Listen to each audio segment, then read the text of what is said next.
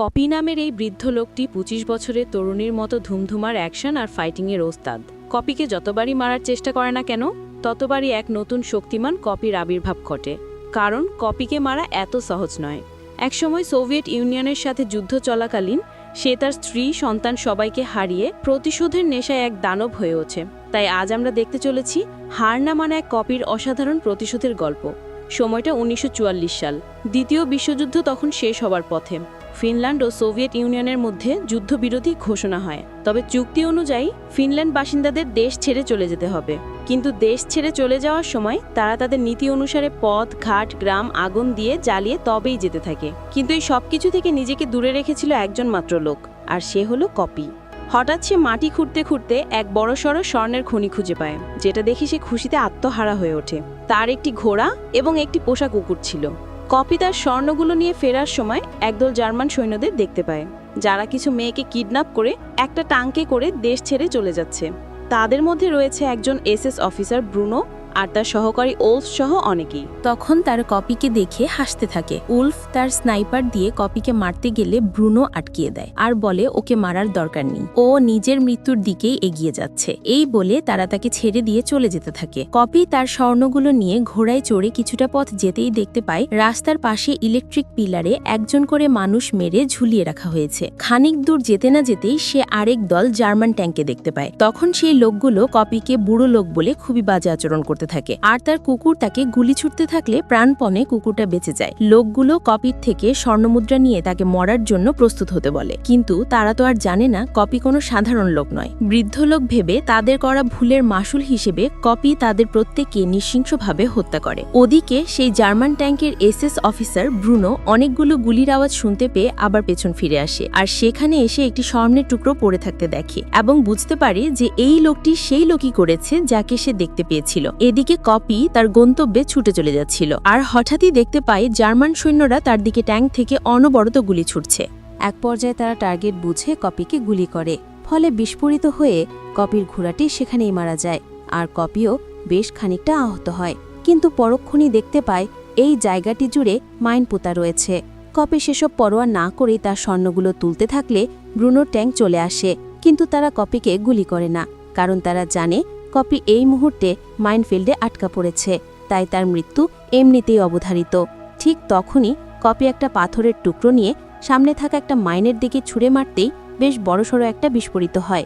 সাথে সাথে জার্মান সৈন্যরা বৃষ্টির ফোঁটার মতো কপির দিকে গুলি ছুড়তে থাকে, কিন্তু সবগুলো গুলিকে উপেক্ষা করে কপি হঠাৎ অদৃশ্য হয়ে যায়। ব্রুনো বুঝতে পারে না লোকটি মরেছে কিনা, তাই কপিকে খোঁজার জন্য তার একজন লোককে সামনে পাঠাতেই একটা উড়ন্ত মাইনে এসে তাকে ছিন্নভিন্ন করে দেয়। তার এই অসম্ভব কাজটা মূলত কপি করেছে। তখন ব্রুনো তার সৈন্যদের থেকে আরও দুজন সৈন্যকে সামনে পাঠায়, কিন্তু পুরো জায়গাটিতে এত বেশি মাইন পোতা ছিল যে মাইনে পা রাখতে সেগুলো বিস্ফোরিত হয়ে তারা দুজনই মারা যায়। এরপরে ব্রুনোর কাছে ফোন আসে যে কপির নামের ওই লোকটি কোনো সাধারণ লোক নয়। ১১৩ নম্বর ব্যাটালিয়নের কপি নামের ওই সৈন্যকে ব্রুনো বা তার সৈন্যরা কখনোই দেখেনি। সোভিয়েত ইউনিয়নের সাথে যুদ্ধ চলাকালীন সে একাই ৩০০ জন সৈন্যকে মেরে ফেলেছে। তাই বাঁচতে চাইলে তারা যেন লোকটির পিছু না নিয়ে ট্যাঙ্ক নিয়ে ফিরে চলে যায়, কিন্তু ব্রুনো এসব কথা কোনোভাবে বিশ্বাস করে না, আর এটাই যেন ব্রুনোর জন্য মহাবিপদ হয়ে আগামীতে ধরা দেবে। এদিকে কপি একটা জায়গায় এসে নিজের গায়ে লাগা গুলিগুলি বের করতে থাকলে জার্মান সৈন্যগুলো কুকুর নিয়ে তাকে খোঁজার জন্য আবার চলে আসে। কপি তখন নিজেকে বাঁচাতে চলন্ত একটা ট্রাকের নিচে শুয়ে পড়ে। চলন্ত ট্রাকের সাথে সেও চলতে থাকে। এরপর ট্রাকের অয়েল ড্রাম ফুটো করে দেয়, যাতে করে তেলগুলো তার গায়ে ছিটকে পড়ে। ফলে তেলের গন্ধে কুকুরগুলো আর কপিকে খুঁজে পায় না। এক পর্যায়ে কপি সেখান থেকে পালাতে লাগলে কুকুরগুলো তাকে ধাওয়া করতে শুরু করে। কপি তখন কুকুরগুলো থেকে নিজেকে বাঁচাতে নিজেই নিজের গায়ে আগুন ধরিয়ে দেয় আর সুযোগ বুঝে নদীতে ঝাঁপ দেয়। জার্মান সৈন্যদলগুলো পানি থেকে কপি ওঠার অপেক্ষা করতে থাকে, কিন্তু কপি তো পানি থেকে কোনোভাবেই ওঠে না, কারণ কপি এমন একজন লোক যে জানে যে কোনো প্রতিকূল অবস্থায় নিজেকে টিকিয়ে রাখতে হয়। ব্রুনো তার দুজন সৈন্যকে নৌকা করে জলের ভেতর তাকে খোঁজার জন্য পাঠায়। একজন সৈন্য জলের ভিতর কপিকে খুঁজতে থাকলে কপি পেছন থেকে এসে তাকে মেরে ফেলে, আর তার কাটা শ্বাসনালী থেকে নিজেই শ্বাস প্রশ্বাস নিতে শুরু করে। নৌকার উপর থেকে অন্য সৈন্য দেখতে পায় যে জলের উপর রক্ত ভেসে উঠেছে, তাই ভয়ে সে নিচে নামতে না চাইলেও ব্রুনোর আদেশে তাকে নামতেই হয়, কিন্তু তারও একই অবস্থা ঘটে। আর এটা নৌকা চালক অন্য সৈন্য দেখতে পেয়ে দড়িঘড়ি করে নিজেকে বাঁচানোর জন্য নদীর ওপারে চলে যেতে থাকে, তাই ব্রুনো তাকেও মেরে ফেলে। পরক্ষণে তারা লক্ষ্য করে যে কপি ভেসে উঠেছে, তাই ট্যাঙ্ক থেকে স্নাইপার দিয়ে তাকে গুলি ছুড়তে থাকে। তখন কপি সেই নৌকা চালক জার্মান সৈন্যকে তার পেছনে রেখে পালাতে শুরু করে। ফলে গুলি যা লাগার সে জার্মান সৈন্যের গায়েই লাগে। তখন কপির প্রিয় কুকুরটি সেখানে এসে কপিকে খুঁজতে থাকলে জার্মান সৈন্যকালের কবলে পড়ে যায়। তখন ব্রুনো বুঝে যায় যে এই কুকুর দিয়েই তাকে ধরতে হবে। এদিকে কপি তার শহরে ফিরে যায়, কিন্তু গিয়ে দেখতে পায় জার্মান সৈন্যরা সমস্ত কিছু ধ্বংস করে দিয়েছে। কিছুক্ষণ পর কপি বিশ্রাম নিতে থাকলে হঠাৎ দেখে তার পোষা কুকুরটি ফিরে এসেছে, কিন্তু কুকুরটির গায়ে একটি ডায়নামিক লাগানো ছিল, আর এই কাজটা মূলত ব্রুনো করেছে যাতে কপিকে সে মারতে পারে। কিন্তু সেই ডায়নামিকটা ব্লাস্ট হওয়ার আগে আগে কপি সেটা সময় মতো খুলে ফেলে, কিন্তু পরক্ষণে জার্মান সোনোগুগুলো তাকে ধরে ফেলে। ব্রুনো বলে, শুনেছি তুই নাকি অমর, তো পারলে আজ আমার হাত থেকে নিজেকে বাঁচিয়ে দেখা। এই বলে তারা কপিকে ফাঁসিতে ঝুলিয়ে দেয় আর তার থেকে সমস্ত সোনাগুলো ছিনিয়ে নেয়। যখনই তারা মনে করে কপি মারা গিয়েছে, তখনই তাকে রেখে সেখান থেকে চলে যায়। দেখতে পাই কপি এখনো মরেনি। তার পায়ের নিচে খুঁটিতে একটা প্যাডেক লাগানো ছিল, আর সেটাতে কপি তার পায়ের ক্ষতস্থান ঢুকিয়ে দিয়ে রশিটা কিছুটা হালকা রাখার চেষ্টা করেছে। বিষাক্ত একটা যন্ত্রণা সহ্য করেও কপি রাত থেকে সকাল পর্যন্ত সেই প্যাডেক ভেতর ক্ষতস্থান ঢুকিয়ে দিয়ে শরীরের সমস্ত ভার সহ্য করে সকাল পর্যন্ত বেঁচে থাকার লড়াই করে গিয়েছে। তখন সেখানে একটা প্লেনে করে দুজন জার্মান সোনোগো এসেছে কিছু পরিত্যক্ত তেল চুরি করার জন্য। তখন প্লেনের উচ্চ গতির হাওয়ার ফলে কপির ঝুলনো খুঁটিটা কাত হয়ে যায় আর কপি নিচে পড়ে যায়। একজন জার্মান সোনোগো এসে দেখতে পায় যে কপি এখনো বেঁচে আছে, আর এটা তার বসকে জানালে তার বস বলে তাকে এখনই মেরে ফেলো। এই বলে সে তেল চুরি করতে থাকলেই হঠাৎই সে শুনতে পায় তার গার্ডের চিৎকার। মানে সেই সৈন্য যখন কপিকে মারতে গিয়েছিল তখন কপি তাকে মেরে দেয়, আর তার বস সেখানে ছুটে গেলে পেছন থেকে কপি তাকেও মেরে দেয়। মূলত তারা বুঝতে পারেনি যে তারা কার সাথে পাঙ্গা নিয়েছে। ওদিকে জার্মান সৈন্য চলে যাওয়ার সময় সামনেই একটা প্লেন পড়ে থাকতে দেখে। তখন তাদের ট্যাঙ্ক থামিয়ে ওল্ফ প্লেনের কাছে গিয়ে উইন্ডো খুলে দেখতে পায় তাদের একজন জার্মান সৈন্যকে মেরে ফেলেছে, এমনকি তার গলায় এটি রশি ঝুলানো রয়েছে। তখন ওল্ফ বলতে থাকে, এটা তো সেই রশি যেটা দিয়ে আমি সেই বৃদ্ধ লোকটাকে ঝুলিয়েছিলাম।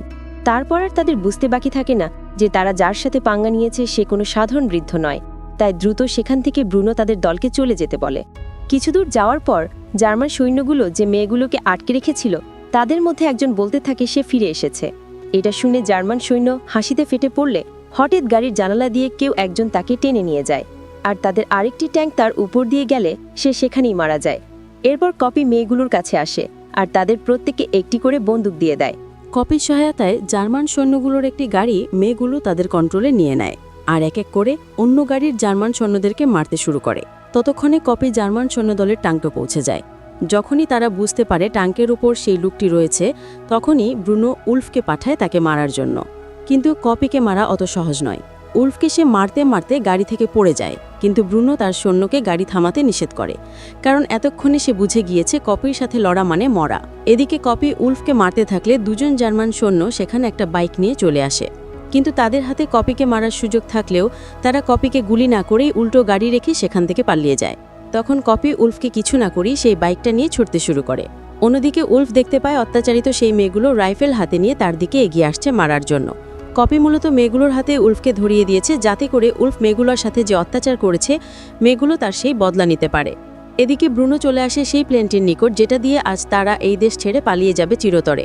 তখন ব্রুনো তার সাথে সৈন্যকে মেরে ফেলে, কারণ এই প্লেনে কেবলমাত্র তারা দুজনই যেতে পারবে। তাই সাথে সৈন্যর সাথে বেইমানি করতে একবারও ভাবেনি। কিন্তু প্লেন ছাড়ার আগেই কপি সেই বাইকটা নিয়ে দ্রুতগতিতে তাদের কাছে চলে আসে আর রাইফেল দিয়ে গুলি ছুটতে শুরু করে। ফলে পাইলট আহত হলে ব্রুনো বলে, যে করে হোক প্লেনটা তোমাকে উড়াতেই হবে, নতুবা আমরা দুজনেই মারা যাব। কিন্তু দেখা যায় কপি তার হাতে থাকা যন্ত্রটি প্লেনে ছুড়ে দিয়ে আটকে দিয়ে ঝুলতে ঝুলতে তাদেরকে ধরে ফেলে। মুক্ত আকাশে এক প্লেনের সাথে যুদ্ধ শুরু হয়ে যায় এক শক্তিশালী বৃদ্ধের। তবে তুমি যদি তাকে বৃদ্ধ মনে করে থাকো তাহলে সবচেয়ে বড় ভুল করবে, কারণ তার মতো শক্তিমান পুরুষ আর একটিও নেই। বাতাসের প্রচণ্ড গতির ফলে সে প্লেনের পেছনের চাকায় এসে আটকে পড়ে। হঠাৎই ব্রুনো লক্ষ্য করে কপি তাদের পেছনে লেগেছে, তাই তাকে মারতে যাওয়ার আগে কপি তাকে ধরে ফেলে। কিন্তু এক পর্যায়ে সে কপিকে ইচ্ছে মতো মারতে থাকে আর বলতে থাকে, তুই কেন মরিস না? তোকে এত চেষ্টা করার পরও তোকে কেন মারতে পারলাম না? আজ তুই আমার হাতেই মরবি। তখন কপি ব্রুনোর হাতে থাকা বেল্টির হুক বিমানের বোমার সাথে আটকে দেয়, আর বোমাটি বিমান থেকে বিচ্ছিন্ন করে দেয়। ফলে বোমটি নিচে পড়তেই সেটা ব্লাস্ট হয়, আর অফিসার ব্রুনোর অস্তিত্ব চিরদিনের জন্য বিলীন হয়ে যায়। কিন্তু ততক্ষণে জার্মান পাইলটের অনেক বেশি রক্তপাত হওয়ার কারণে সে মৃত্যুবরণ করে। প্লেনটি খুব দ্রুত গতিতে মাটিতে আছড়ে পড়তে থাকে, কারণ এই মুহূর্তে প্লেনটি পাইলট ছাড়া নিয়ন্ত্রণ সীমার বাহিরে চলে গিয়েছে। কপি বুঝতে পেরে যায় প্লেনটি কিছুক্ষণের মধ্যে ক্র্যাশ করবে, তাই যথাসাধ্য চেষ্টা করতে থাকে নিজেকে বাঁচানোর জন্য। কপি জীবনে মৃত্যু যত কঠিনভাবেই ধরা দেখ না কেন, সে নিজেকে কোনো না কোনোভাবে বাঁচানোর একটা কৌশল খুঁজে বের করে।